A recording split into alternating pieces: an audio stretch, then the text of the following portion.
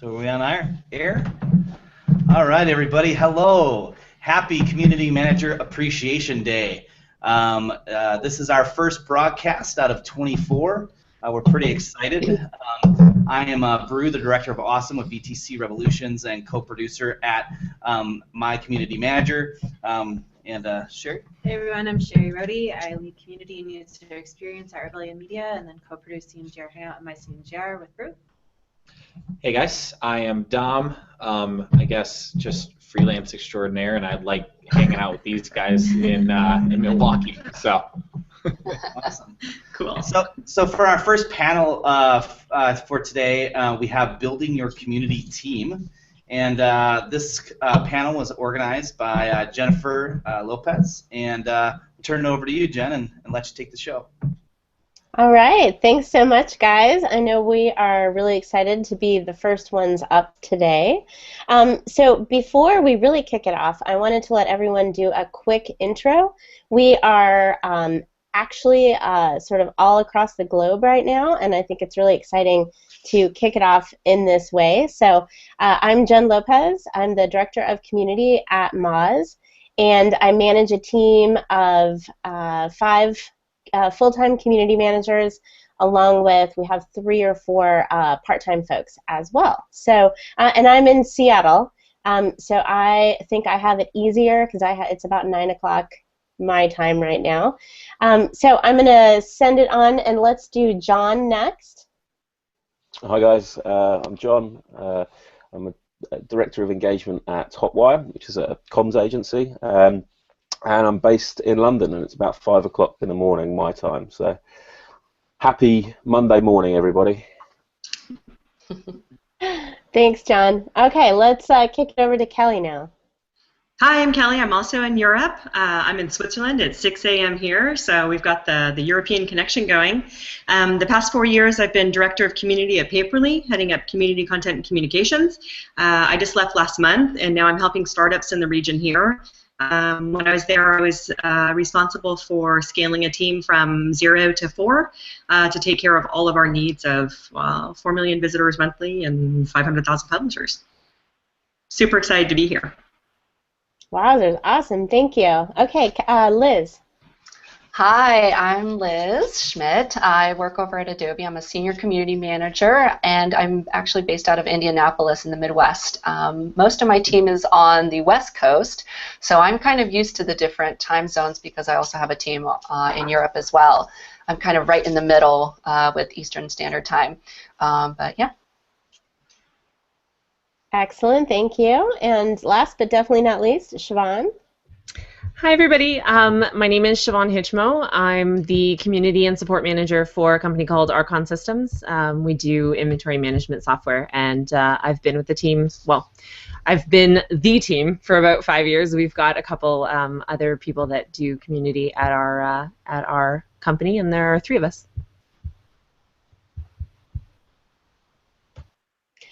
Perfect. Well, let's just go ahead and jump right in. We have several questions that we put together for the team to talk through about how to build their community team. So the first question, let's go ahead and get started, is the question that I hear often is, when is the right time to actually grow the team? How is it, when is it that you actually determine this?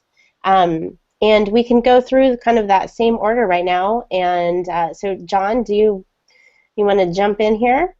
Yeah, sure. So I think the way I sort of advise some of the clients that we work with on when to sort of start building out their team, it really comes down to the sort of the benchmarks and the objectives you set for yourself, for yourself and for managing the community right at the beginning. And if you start getting to a stage where volumes are increasing, or indeed you're looking to explore different sort of areas, so for example broadcast, and you want to bring in a set of skills, or you want to make sure that you're maintaining response times, that you're maintaining a lively community, and you need more help to do that, I think that's when you need to start exploring building out that community team. So it's really around sort of the initial benchmarks you set yourself and say, well, I'm going to make sure that everybody's going to get a reply within minutes. Once that starts becoming difficult, then I think it's time to explore building out your management team. Yeah, that makes sense. Kelly, when did you know? How did you start figuring out when it was time to start building? Yeah, so it's interesting. I think it does have a lot to do with the goals. When I started at Paperly 4 years ago, for a long period, I was the only one heading up everything, anything non-technical.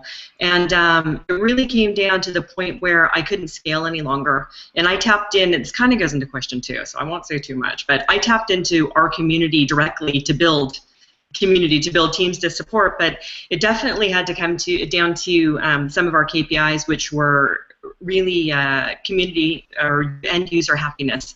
And when I could no longer answer or be present to ensure a certain level of service, then we definitely had to step it up.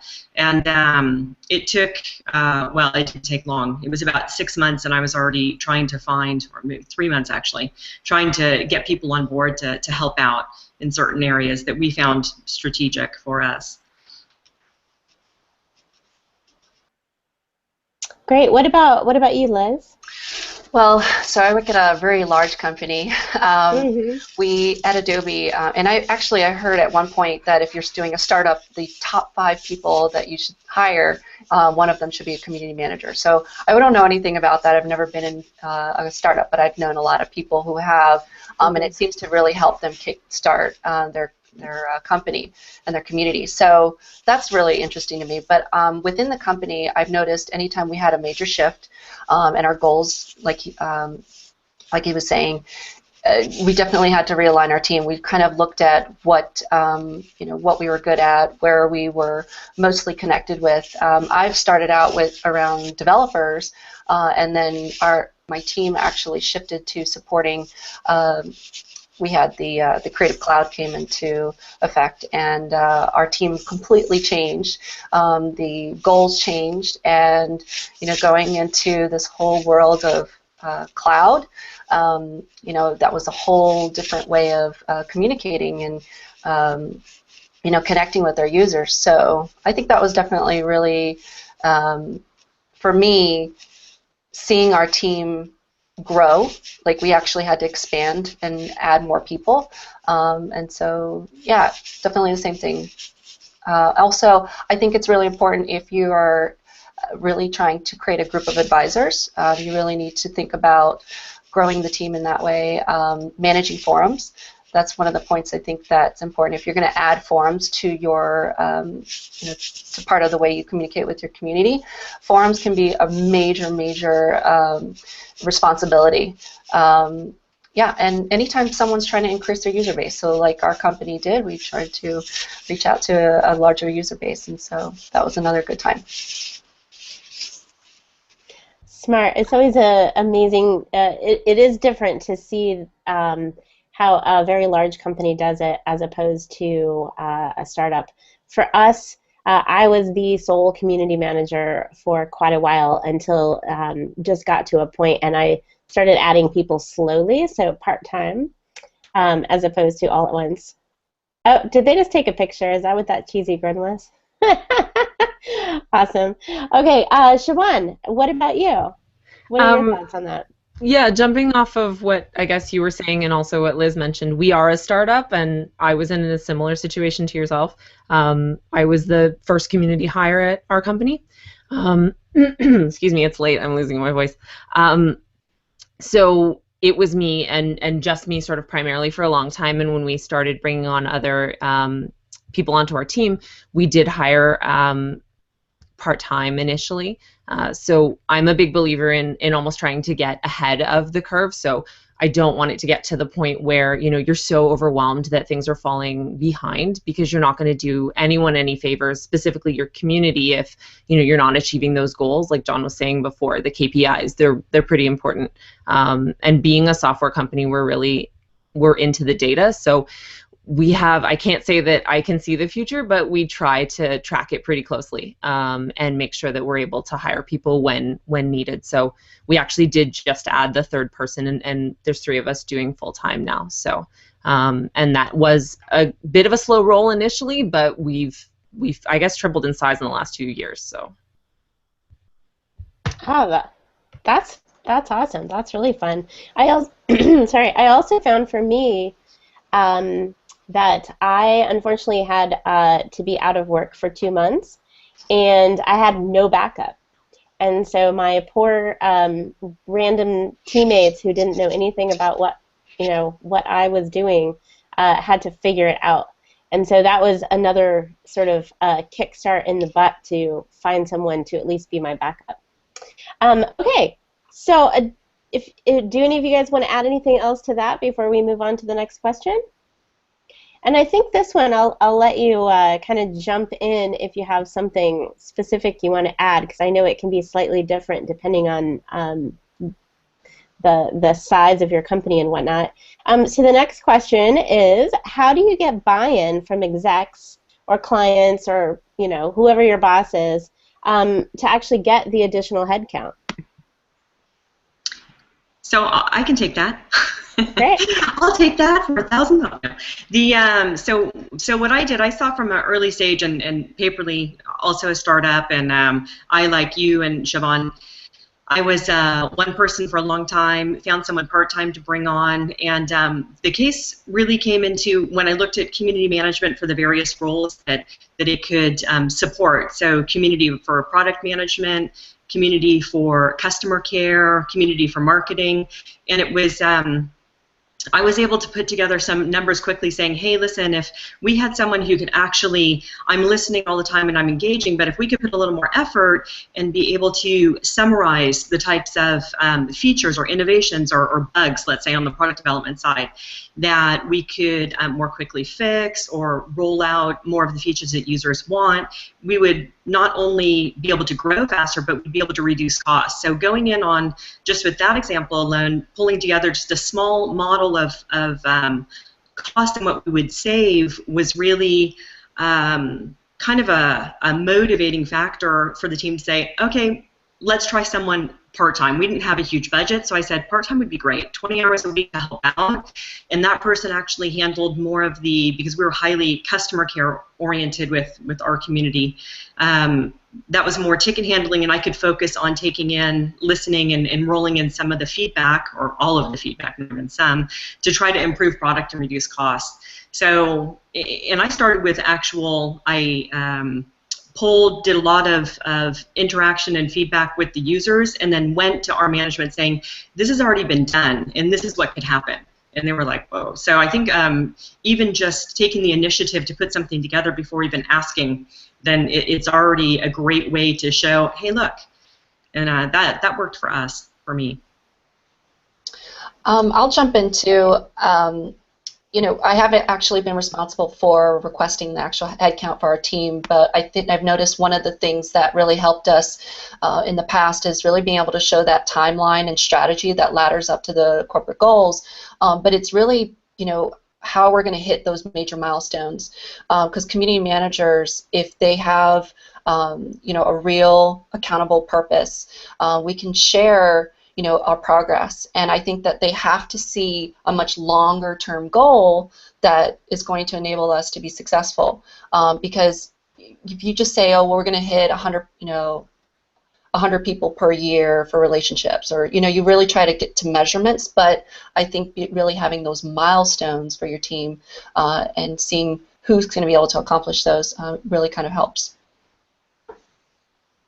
Most definitely. I think we have one ongoing theme here is that many of us have hired part-time first rather than going full-fledged into hiring another community manager. And some of that, at least for me, came with not only myself, but making sure that it's like, is there enough work for this other person? Is there, does community mean enough to us in order to have this and that sort of thing? I think it's super smart to, before you go in and start requesting another head count, that you have some sort of plan in place, right? You show the future with multiple people doing all these things. Executives like to know that you're thinking beyond 6 months or so. Yeah. Yeah. Anyone else want to jump in there before we? I think it also depends on which execs you're looking to get the buy-in from as well. I think there's Yeah. going to be easier doors to open perhaps if you go down maybe sort of the marketing route, for example. But if you're sat there having to get buy-in for a community, building a community management team from a financial director who's been in business since the 1700s, there's going to be you're going to have a different challenge to face, and that's where I think it's how you pitch it right.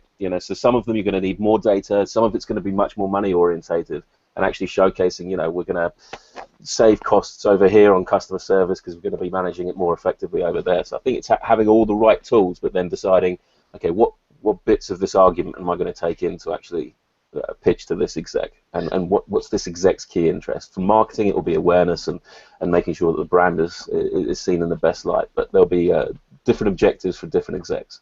Yeah, John, I agree with you. Also, you have to think about geos. It's a lot of times that people are thinking, okay, well, you're going to handle this community, but then what about, overseas and maybe Europe compared to North America?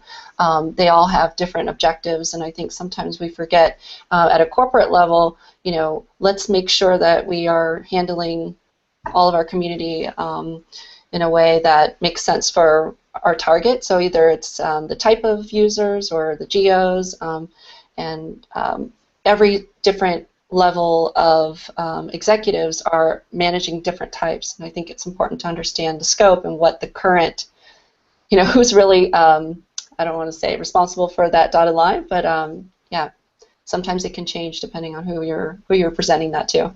Been there. I think it's also. Oh, I'm just going to throw in, because this is something that I ran up against a lot, and I think a lot of community managers do, is pointing out that we're not talking followers.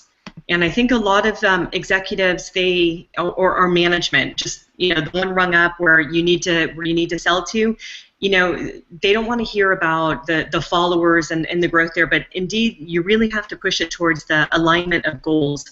And if you can go back to the money, and you have to prove to them it's not about the social media and the channels. And that's something that I think a lot of community managers in the beginning, because I made that mistake. It was, oh yeah, but we can grow these followers. It was really talking about the channel and not the business goals that we could reach. That's all. Yeah, I think if you go to an executive and you say, if we want to reach these particular goals, we need to have this, and this in place, and this is, salaries, this is what we need over the next couple of years, this is this, you go in showing that you know what they care about and what the company cares about and how you're going to get there, you will blow them out of the water. Just, they will be very excited to hear that you put enough energy and information into it to, to find the right person. So in order to keep things going, I'm going to jump on to the next question unless anyone has any dying additions to that one. All right. So the third question is, so once you get the okay, where do you actually find the new team members? Do you start internally? Do you start externally? How have you gone about finding new people to be on your team? Anyone want to jump in? I'll jump in. Oh, sorry, John. No, you carry on, Nick. Well, we just hired, so it's pretty recent for us. We always look outside. I mean, we're a 13-person company, so realistically, I can't hire the developers to join the community team, although I do have them jump in from time to time. We've got them pretty close to the front line for reasons I'm sure we'll get into later. But when we hire, we do hire externally, and mostly it's to get sort of new blood in there, get somebody's fresh perspective, really sort of capitalize on having a new member on the team, as opposed to kind of sitting with the same thing we've been doing. It's an opportunity to get fresh eyes on things. Yeah, so we do a little bit of everything, but I would say my biggest advice is, if you're really working on relationships, like your goal is to focus on relationships, I think starting internal, if you have enough people, obviously you can't do that with 13 people, like you're saying, but I think if you have the opportunity to hire internal, really being able to leverage those relationships and the understanding of, the company and, what you guys are producing, I think it's really beneficial to start internal.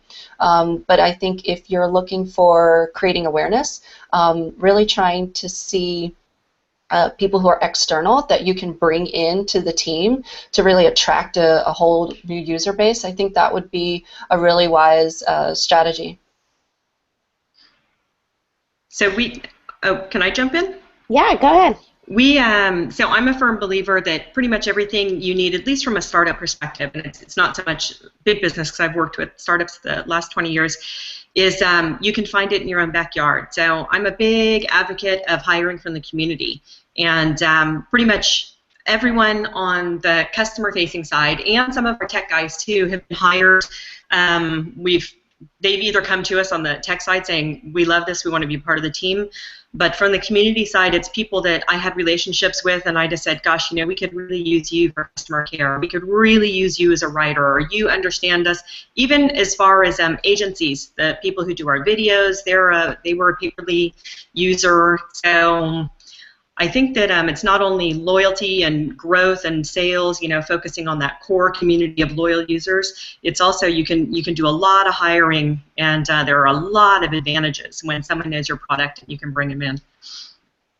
I think that's quite interesting that you mentioned sort of different skill sets there as well. I think that one thing to bear in mind when hiring is that it's not everyone's going to be able to do everything, and the complete community manager sort of approach is not necessarily something that you have to go out and hire. You could be looking to hire in a certain skill set. So you mentioned video, for example, or something along something that maybe someone wants to just sit there and just draft a lot of content and be a copywriter for you. I think it's depending on the skill sets that you're looking for that you can then determine whether that's external or an internal hire. Absolutely. Yeah, for our team, it's interesting. I would say it's a mix of sort of all that we've talked about. We have two ladies who started with the team. They were a part of the community beforehand. Our community is mostly marketers and specifically search engine marketers. And so two of them started in the community. And then the other team members that we've actually taken from other parts of the company. Like one came from the customer service team, which was great because she actually knew the tools and knew the customers probably better than anyone, right? And then so we've sort of picked and grabbed, and that's what we still currently do that. If we have a need outside of what our team can do, we start asking within either the community or internally first before we sort of reach out to other places. All right. So I think that kind of leads right into the next question, which is, so what are the skill sets that are really needed to have a well-rounded community team, right? You start out with, let's say you start out like many of us as one person doing all the things. How do you determine who does what thing? Anybody want to jump in there? Was that the skill sets question? Yes, sorry. What are the skill sets that are sort of needed for the various team members? Yeah, so I can jump in. You guys can tell me to be quiet anytime. Do it. Again, I think it depends on what the need is. So the skill sets for customer care are definitely probably not the skill sets that you need for more marketing and so on. So I always think it depends. I kind of broke it down at Paperly in 3 different roles. It was customer care for product management or for product related, and then the community management for product, community management for customer care, and community management for marketing. So each one carried its own skill sets. I think across the 3 of them, the one thing for our service that always held true was empathy, and empathy for users who weren't technically savvy. And it could have been the coolest person who knows everyone, but if they had zero empathy to be able to understand that our user base was probably average between 40 and 60 years old, and most likely not hugely technically savvy. They're smart marketers. They're small business owners. They know what they need, but they just, they don't get all the bells and whistles. If they didn't have that, then it was just a no-go. And I think that the empathy and the true understanding and, yeah, I get it, it could be better, this is how you do it, and really walking them through is for us what saves the day, and is a real key competency across all the different kind of disciplines. That's so smart. For us as well at MOSD, empathy is sort of the biggest thing. That's internally, externally. We actually have part of our program when we're hiring is we specifically are looking for people exactly like that. A lot of skills you can train. Empathy is not an easy. It's not something that you can easily train somebody on, right? You can train somebody how to use a specific tool, but not other things. Anyone else want to jump in there with specific skill sets that you needed for? Yeah, so besides empathy, of course, I think, honestly, the flexibility, the being able to, we have at our company, there's a community management team, and honestly, we have social media as a totally separate thing, and I know a lot of community managers have to be able to know how to navigate through social media. So we do it as part of being connected to our community leaders, but it's not something that they have to be able to know how to use all of the various platforms out there. So it's part of the workflow, but it's not a requirement. But I really think that some of the skill sets that I like to see is that people that can cut through drama, they don't get caught up in it. They've got, they are okay with relying on others to help them. I can see some of the community managers over the last 5 years that I've known have always trying to take on too much. Community can kind of draw you in and just consume your whole life, and it really is nice to be able to have a team to actually, unload some of that stuff, and so you can concentrate and prioritize. One of the major things that I've learned in the last couple of years is that I love to work with people who over-communicate. And especially when you have a remote team that is not just in the office all the time together, over-communicating is one of the biggest, most important things that I think that people can do as a community manager. So those are some of my big ones. Oh, and the other one is just, doesn't mind doesn't mind the hours outside of 9 to 5. I don't know if that's much of a skill set, but I would say that's definitely a requirement. Yeah, for sure. It's pretty rare to have a community where to be a community manager and only work 9 to 5, right? Does that? I know that supposedly exists out there, but I don't know about it.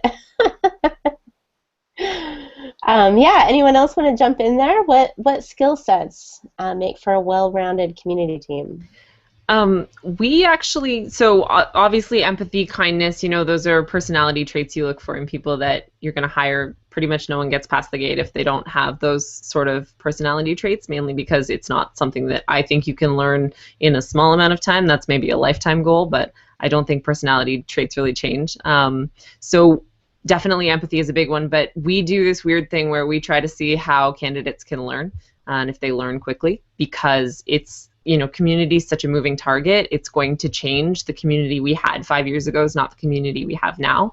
So the flexibility that Liz was mentioning, we try as best we can. It's not really something that you can, it's not an exact science, but we do try to see how our candidates learn. And so that's really important because we can teach them technical skills if they've got the aptitude and the desire to learn.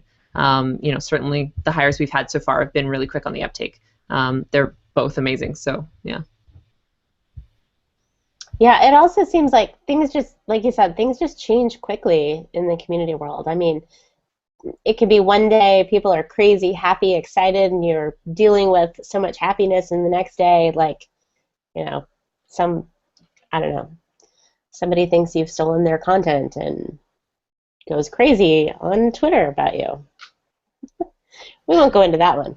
I also think there's one little thing that I kind of wanted to mention too. It was seeing how community managers really get excited about projects and coming to work on Monday. There's this personality that a community manager is just like they get excited to talk to people and get projects going and doing activities and events, and there's this just real passion and excitement to connect with people. And I don't care what day, if it's the third day at a conference, you always see a community manager coming in and excited even though they haven't had any sleep, and they're just happy to be there. So it's hard to always be on, but for us it's kind of like this is part of our world. Yeah, for sure, and you want to be able to find those people to do that. So I think it's good to lead us into our next question, which is how do you actually divide projects and tasks among the different people? Do you do it in certain ways? I will say for us, we have it set so we have everyone is trained to manage social. We have one person who runs social, who kind of is the point for that, but everybody can do it. Everybody can also do all of our on-site management, which is we have a Q&A forum, the blog comments, anything happening, webinars. Anybody can do those as well, but we have an owner. And then we also have various events. Again, we have owners, and then people come and go and do different things. So social, on-site, and events are our three main areas. Anybody want to jump in there? We have a similar situation going on. We secondarily hire for sort of other skill sets. So all three members of our team are obviously trained on the sort of community stuff, but then in addition to that, we've got one member who comes from the educational industry. We've got somebody who's got a background in video, and then we've also got someone who has a degree in psychology. So we try to sort of cover different skills that the team doesn't have, mainly because we're a small team, but there's a lot of overlap. And I think it comes back to what you and I think John had mentioned originally, which is vacation time and sick days, because you can't be on all the time. Yeah, for sure. I learned that one the hard way. And actually, it was my team members that learned that the hard way, that had to jump in and fill in for me. Well, I think that's true. I think we, as a community manager, and I know, especially when you start out in small teams, and you probably felt this, you're hands-on, and you're kind of the mother or the father of this community, so you feel this responsibility too, to make sure answers or questions are answered before you go to bed, or you're leaving, to go away, and you're like, oh, I can't really hand over, and pretty soon it becomes all-encompassing, right? And it's really tough to hand over, and I found that out right away. I mean, somewhere down the road, like 2 years down the road, I still hadn't really ever had a day off with no connectivity, and it was it was tough. And actually, when I transitioned out of Paperly, which was just last month, I took 6 months to hand over to transition myself out of the community because I was so deeply rooted. And transition out, what doesn't really make sense because I'm still a part of the community and I run Paperly's Biz Heroes Twitter chat, but to be able to hand over and not feel that almost like guilt, right, and responsibility, and to be able to wean myself off of all of the love and all of the everything that you get back for giving. So I think being able to kind of properly define in the beginning areas that other people can tackle is also a safeguard for yourself, not even just for vacationing, but the day that you do move on or you're offered another opportunity within the organization and you need to hand over. Yeah, that's super smart. For us, that's partially why everyone gets trained to do all the things, and then we do every 6 months. And actually, this is kind of part of the next question. But every 6 months, we go through what everyone's tasks are again and see, if we want to change things up or if somebody wants to try something new or whatever. Yeah. At Adobe, we really try to look at what everybody's really passionate about, because usually when you're passionate, and especially at our company and in our team, they are more driven to really jump in as a leader. We try to take well, I don't know how normally it happens, but we have several projects and series that we work on, and usually someone's driving, but then there's also someone on our team that's a supporting role, and so we kind of are able to divide up the time, and so it's really great to have something you own, but then you also have a support system, and we all have different projects that we're all supporting each other on, and it's kind of cool. We find that a lot of times when we're out and about, since we are over communicating about our various projects, we can find opportunities for each other and say, hey, so and so, like, you might want to check this out because I know that's what you're working on. So we kind of cross each other's job boxes, but we, that over communication really helps. One of the interesting things, and it's probably a bit of a red flag, was especially as a business grows and grows and grows, is that when community management and community managers become popular, you can be damn sure there'll be an executive who will want to take ownership of that and on the face of it, celebrate with you. And I think the interesting thing to be wary of is people looking to add more workflow processes into a well-oiled machine just simply because they want to be seen as managing the community themselves. And so as a business grows, one of the key pitfalls that I've seen some organizations fall into who've traditionally had a fantastic community is that they've started to add more and more process. So there's more and more sign-off, for example, that needs to take place before an interaction can happen within that community. And I think it's just something to be wary of, is that a small community that builds into being a great one, don't tinker with it too much. Don't add in levels of process just because you feel as though you have to because the community or the organisation has grown. I think the more organic and the more free-flowing it can be, the better. For sure. I'd also say one thing is empowering your community managers to be able to make decisions and know what the right thing is, right? They should be trained in how you may or may not want to answer certain things, but also be given the ability to actually make that call and make those changes. Absolutely. Right, which also means that if the community manager completely screws up, which I know for us at Moz, like, we've screwed all kinds of things up, but we've always had the backing of our executive team because they've essentially said, we trust you to do it. And so it truly is that, ask for forgiveness later type of thing. Luckily, we've not done anything so bad that, Well, I worked with an organisation once which had a 3-stage sign-off process, which was the head of legal, the head of marketing, and the head of sales before an interaction could take place. Needless to say, their community was pretty small and frustrated at that time. Yeah, that's pretty brutal right there. Yeah. That's brutal. Anyone else want to jump in? I think I want to make sure that we get to the last 2 questions and get them thoroughly answered because I think they're my favorite. Anyone else? Okay. So the next question is, how do you ensure that things don't fall through the cracks with different people doing all different things? And at the same time, you're trying to combat that burnout that we've talked about, making sure that you can actually take vacations and have a weekend and that sort of thing. So how do you make sure that things don't fall through the cracks at that time? Well, I'll jump right in because I love this question the most. We have this thing where we have this awesome manager as a team who is always checking in and always making sure that we're balanced and always reprioritizing. That's one of the biggest things, is that you can get caught up in different projects and processes, and you keep adding onto your plate. And if you don't reprioritize, and someone has to help you do that sometimes, because there needs to be one person, in my personal opinion, that is seeing everything at a bird's eye view. And if it's too much, it's too heavy in one area, then some things can be missed out. So I think it's really good to have just someone who's really watching all of your backs.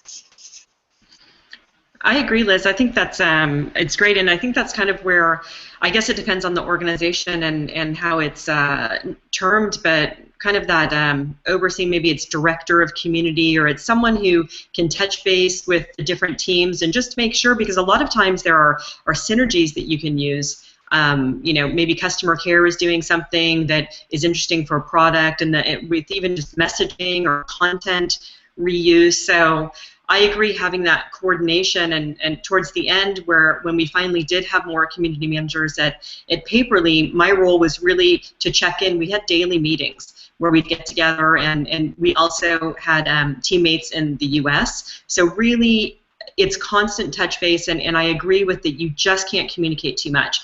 Over-communicate. No one's ever said, oh my God, well, okay, very few people say, almost I never say never, you're giving me too much information. Oh my gosh, you're too helpful, right? It's just everyone's been like, oh, thanks so much, and connecting the dots. I didn't know that. I missed that, because things go so fast. And I think that's just, and maybe even more so, I think when it's small and it's all coming from one hand in a startup, it's easier for things not to fall through the cracks. I can imagine in larger organizations, having that someone who has your back to connect the dots is probably even more critical, so you're really connected with everyone there. But communicate, definitely. So secondarily, I think it's important to have a unified database of events, calendar, everything, because there are times when you book an event for someone and there's like 5 other ones at the same week, and it's just too much. Your social team's like, wait a minute, things are going insane. So I think a unified database of contacts and your events is so important. Yeah, that's really smart. For us, I sort of mentioned this beforehand, but one thing we do is, so we have weekly meetings on Monday mornings, and to kind of go over what's happening in the week. But what we do every 6 months is we really sit down and we make sure, so we recently did this, and I had everyone create on a sticky note all the various things that we do, sort of in the big picture, like managing social, managing our Q&A forum, managing our events, that sort of thing. And then we talked through each and every one of them. We talked about who was going to own it and who was the backup, to make sure that there was a clear owner and a clear backup for every single item. And then made sure that the company, the entire organization, had that information, so that there wasn't constant question of, so I know that Erica used to do this, but now Megan does this, and so I don't know who to go to, so I'm just going to go to Jen. You know, like everybody is constantly confused. So we like to make sure that every 6 months or so that we're really looking into it, making sure people are covering the right things, but at the same time making sure that everybody has a backup. Usually there's multiple backups, but at least one backup, so that if you go on vacation or you go to do things, you get sick, whatever, that there's one particular person who knows, oh, they're gone, I'm supposed to do this now, so that we make sure that things are constantly covered. The other thing is, for our team, I would say that we're all each other's backups, and if something comes up, we know what everyone else is supposed to be doing, and so if that person's out sick, let's say we have 2 people out sick, we know what needs to still be done and can jump in and make those things happen. Yeah, the backup is a good point. I think some tools, if I can talk some tools or services that we use. Yeah, definitely. And I'd like to hear from Siobhan also, because in the startups or anyone with small, I'd like to hear from everyone, but I used, and I found it very effective, Evernote for keeping teams together and really kind of recording content or things that we found that are of interest. You know, we have little notebooks based on different areas where we can pass and say, this is interesting for, you know, customers, users looking for marketing or what have you. And also, we also kind of kept a hot list of users that were that we had to pay extra special attention to. You know, they might come across as abrupt, or, you know, how do you handle these type of users? Because not all users are sunshine and happy. You get some kind of, irate ones or unhappy, frustrated, and we found that being able to keep kind of a catalog of how-tos, and I used Evernote for that. Like, if this happens, try this, and it was easier than going to Google Docs, and we could make notes and kind of update that. And Trello, we use Trello a lot. That was a great tool for collaboration. And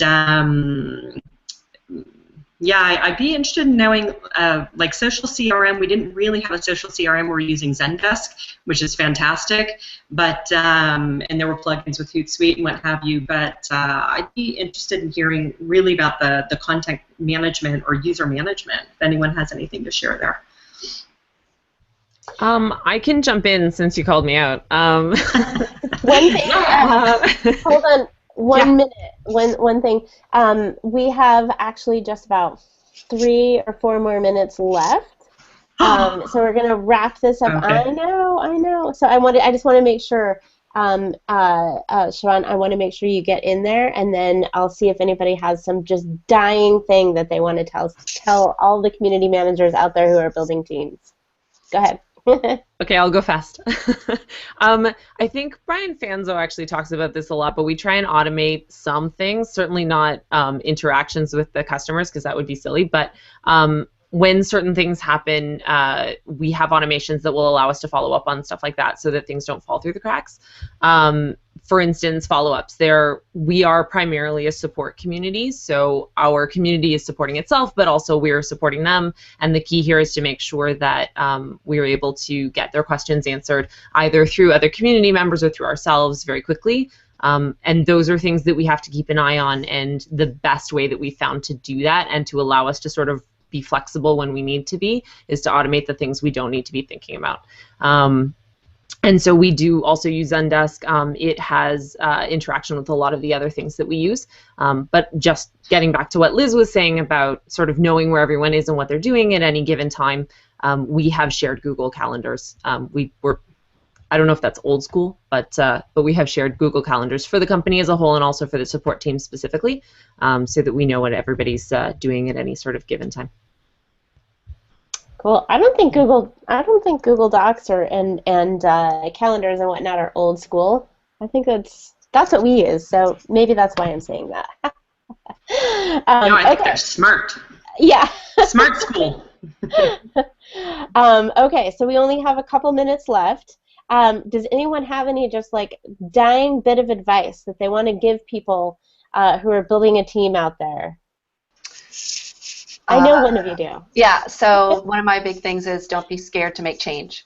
I know we get really attached to our community managers, and if someone's not along for the ride, I know it's really hard sometimes, or if you have a change and you need a new person to add to the family. That would be my big one. Love it. Anyone else? I'd say when you can, involve your community, because your community can be your biggest ally and kind of an extended team member in helping you keep it all together and moving forward. Love it. Yeah, I think we learned a ton here today. I wanted to really, really thank you all, and if you guys can maybe stick around a few minutes, we can at least answer any tweets or whatnot. I've noticed a ton of tweets coming through, but I've not paid enough attention to them. Great. But yeah, so Love to. Yeah, you guys are absolutely amazing. I feel like I've learned a ton as well. So I don't know. I thank you all for showing up and being the first ones to kick it off. Woo! Thank you. Yeah. And don't forget to hug your community manager today. Awesome. I'm hugging. This is a future community manager here. All right, guys. Well, Awesome. For everybody watching, coming up next is social media case studies. Always a success, really. You can tune in by going to cmad.co.